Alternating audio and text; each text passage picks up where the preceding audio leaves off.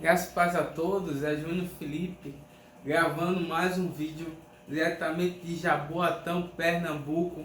Estamos no livro de Juízes, capítulo 6. Vamos ler um texto que tem como título Servidão sob os Midianitas. Porém os filhos de Israel fizeram o que parecia mal aos olhos do Senhor, e o Senhor os deu na mão dos midianitas por 7 anos. Então estamos vendo esse período em que o povo de Israel, toda vez que perdia um grande líder, ele perdia também, como eu posso dizer, o temor a Deus, e acabava sempre fazendo aquilo que não agradava a Deus, se desviando. E aí, sempre que quebrava o acordo com Deus, Deus os entregava na mão dos seus inimigos. E dessa vez foram os midianitas e ficaram por escravidão durante 7 anos. E prevalecendo a mão dos midianitas sobre Israel, fizeram os filhos de Israel para si, por causa dos midianitas, as covas que estão nos montes, e as cavernas e as fortificações. Porque sucedia que, semeando Israel, subiam os midianitas e os amalequitas, e também os do oriente contra ele subiam, e punham-se contra eles em campo, e destruíam a novidade da terra, até chegarem a Gaza, e não deixaram mantimento em Israel, nem ovelha, nem boi, nem jumentos, porque subiam com seus gados e tendas, vinham com gafanhotos em tanta multidão que não se podiam contar, nem a eles, nem aos seus camelos, e entravam na terra para a destruir. Assim Israel empobreceu muito pela presença dos midianitas. Então os filhos de Israel clamaram ao Senhor. E sucedeu que, clamando os filhos de Israel ao Senhor por causa dos midianitas, enviou o Senhor um profeta aos filhos de Israel, que lhes disse: assim diz o Senhor, Deus de Israel: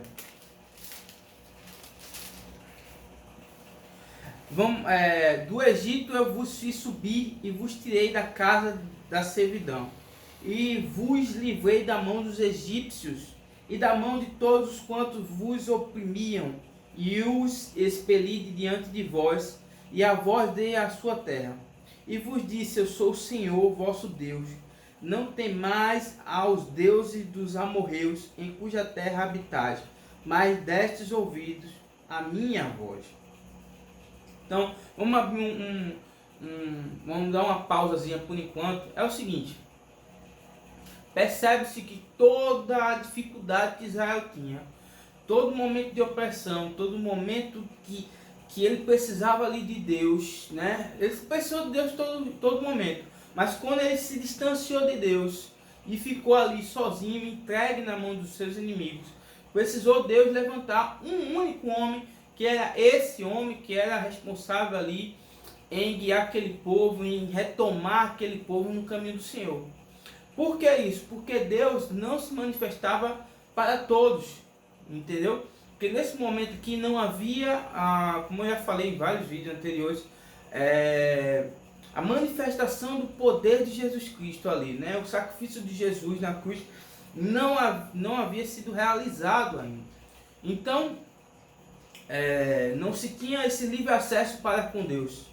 Então Deus escolheu apenas um homem, certo? Ou alguns homens, no caso do sacerdote, mais de um, para que eles pudessem se achegar a Deus, pudessem conversar com Deus, e aí transmitir para o povo o que Deus queria para ele. Então era apenas um único homem.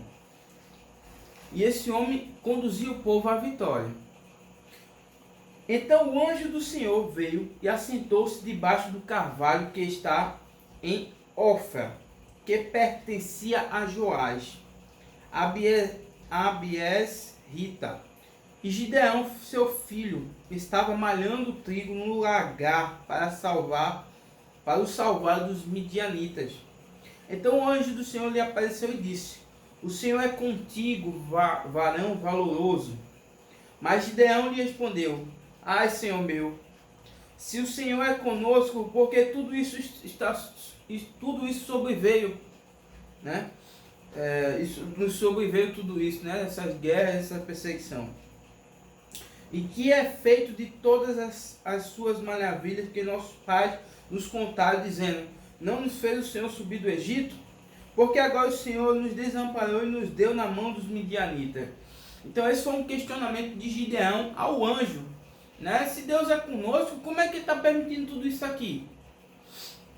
Então o Senhor olhou para ele e disse: vai nesta tua força e livrarás a Israel da mão dos midianitas. Porventura não te enviei eu? E ele lhe disse: ai, Senhor meu, como que livrarei a Israel? Eis que a minha família é a mais pobre em Manassés. É eu, o menor na casa de meu pai.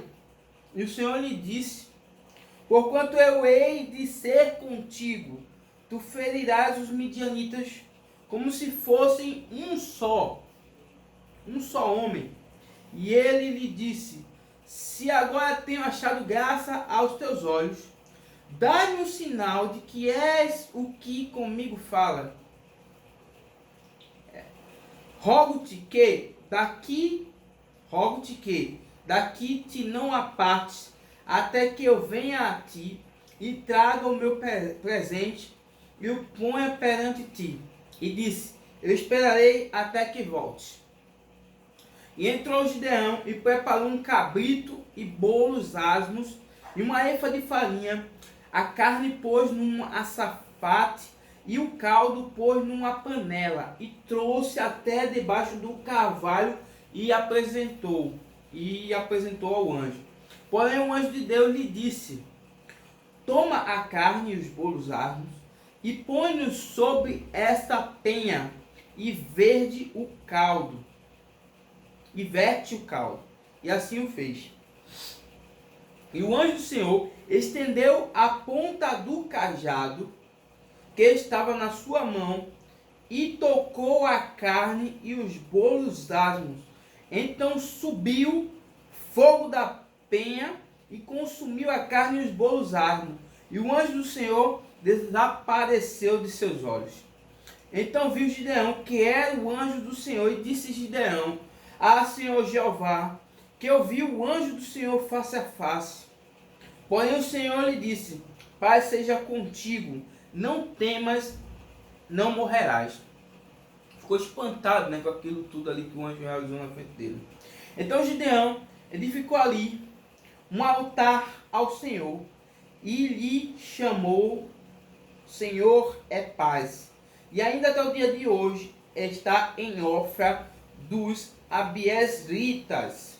E aconteceu naquela mesma noite que o Senhor lhe disse: toma o boi de teu pai, a saber, o segundo boi de 7 anos, e derriba o altar de Baal, que é de teu pai, e corta o bosque que está ao pé dele. E edifica ao Senhor teu Deus um altar no cume deste lugar, num lugar conveniente. E toma o segundo boi e oferecerás em holocausto com a lenha que cortarás no bosque. Então Gideão tomou 10 homens dentre os seus servos e fez como o Senhor lhe dissera. E sucedeu que, temendo ele a casa de seu pai e os homens daquela cidade, não fez de dia, mas fez de noite. Levantando-se, pois, os homens daquela cidade, de madrugada, eis que estava o altar de Baal derrubado, e o bosque que estava ao pé dele cortado. E o segundo boi foi oferecido no altar de novo edificado. E uns aos outros disseram: quem fez essa coisa? E esquadrinhando e inquirindo disseram: Gideão, o filho de Joás, fez isso. Então os homens daquela cidade disseram a Joás: tira para fora o teu filho, para que morra, pois derrubou o altar de Baal e cortou o bosque que estava na frente dele. Porém Joás disse a todos que puseram contra ele: contendereis vós por Baal? Livrá-lo-eis vós. Ou seja, ele livrou vocês dele.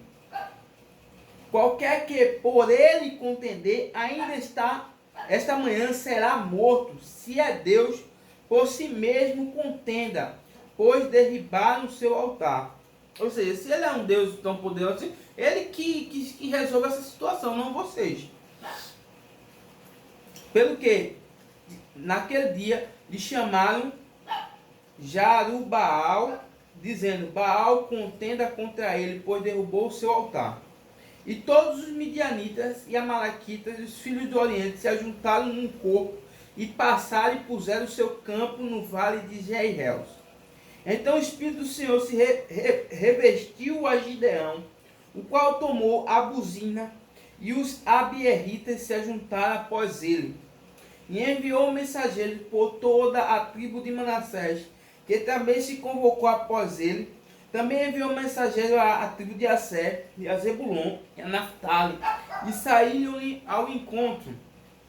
E disse Gideão a Deus: Se há de livrar Israel por minha mão, como tem dito, eis que eu porei um velo de lã na eira. Se o orvalho estiver somente no velo, e secura sobre toda a terra, então conhecerei que há de livrar Israel por minha mão, como tem dito. E assim sucedeu, porque ao outro dia se levantou de madrugada e apertou o velo, e do orvalho do velo espremeu uma taça cheia de água. E disse Gideão a Deus: Não se acenda contra mim a tua ira, se ainda falar sobre esta vez. Rogo-te que só esta vez faça a prova com o velo. Rogo-te que só no velo haja secura, e em toda a terra haja orvalho. E Deus assim o fez naquela noite, pois só no velo havia secura, e sobre toda a terra havia orvalho. Ou seja, Gideão o tempo todo desconfiado se Deus era realmente com ele. Ele se achava pequeno.